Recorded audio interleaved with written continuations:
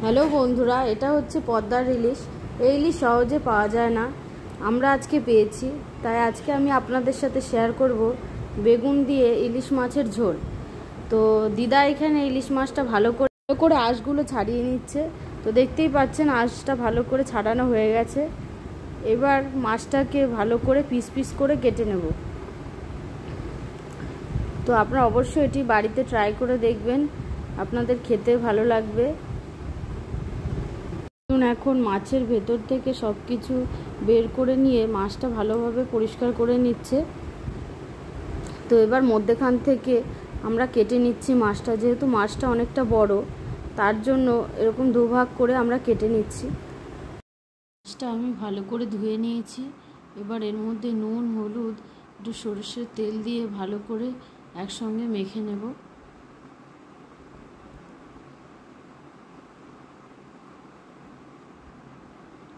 এবার আমি গ্যাসে কড়াই বসিয়ে দিয়েছি।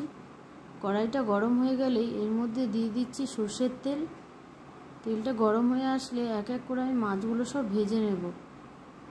বেশিক্ষণ ভাজবো না, হালকা এপিট ওপিট করে অল্প সময়ের জন্য ভেজে নামিয়ে নেব। এইভাবে আমি সব মাছগুলো ভেজে নেব। এবার এই কড়াইতেই আমি কেটে রাখা বেগুনগুলো দিয়ে দেব।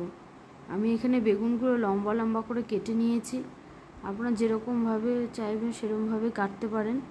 তো এর মধ্যে আমি হলুদ দিয়ে দিলাম, একটু নুন দিয়ে দিলাম, একটু ভালো করে নেড়ে চেড়ে নিয়ে এই ঢাকনা দিয়ে ঢেকে দিচ্ছি। তো কিছুক্ষণ এইভাবে রাখার পর দেখুন বন্ধুরা, বেগুনটা নরম হয়ে গেছে। তো বেগুনটা আমি তুলে নিয়েছি। ওই কড়াইতেই আমি তেলটা দিয়ে দিলাম, দিয়ে দিচ্ছি সাদা জিরে, কালো জিরে পরিমাণ মতো, তেজপাতা দুটো। তো ভালো করে নেড়ে চেড়ে নিয়ে এবার এর মধ্যে আমি দিয়ে দেব কাঁচা লঙ্কা। এবার একটু ভালো করে নেড়ে চেড়ে নিয়ে পরিমাণ মতো নুন দিয়ে দেব। তো এর মধ্যে দিয়ে দেব কাঁচা লঙ্কা বাটা, সাদা জিরে বাটা, পরিমাণ মতো হলুদ। এবার একটু ভালো করে সব কিছু একসঙ্গে মিশিয়ে নিচ্ছি। তো এইভাবে মশলাটা কষে আসলে এর মধ্যে একটু পরিমাণ মতো জল দিয়ে দেব। ভালো করে ফুটিয়ে নেব মশলাটা যতক্ষণ না জলটা শুকিয়ে যাচ্ছে। তো দেখতেই পাচ্ছেন বন্ধুরা, এবার এর মধ্যে আমি আগে থেকে ভেজে রাখা বেগুনগুলো দিয়ে দিচ্ছি। তো একটু ভালো করে সব কিছু একসঙ্গে মিশিয়ে নিয়ে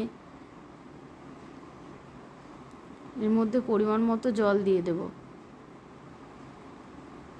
তো কিছুক্ষণ নাড়াচাড়া করে এর মধ্যে আমি কাঁচা জিরে বাটা দিয়ে দেব, সাদা জিরে।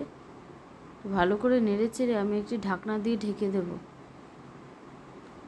কিছুক্ষণ রাখার পর আপনারা দেখতে পাচ্ছেন বন্ধুরা, ঝোলটা হয়ে গেছে। এবার এর মধ্যে আমি আগে থেকে ভেজে রাখা মাছগুলো এক এক করে দিয়ে দিচ্ছি।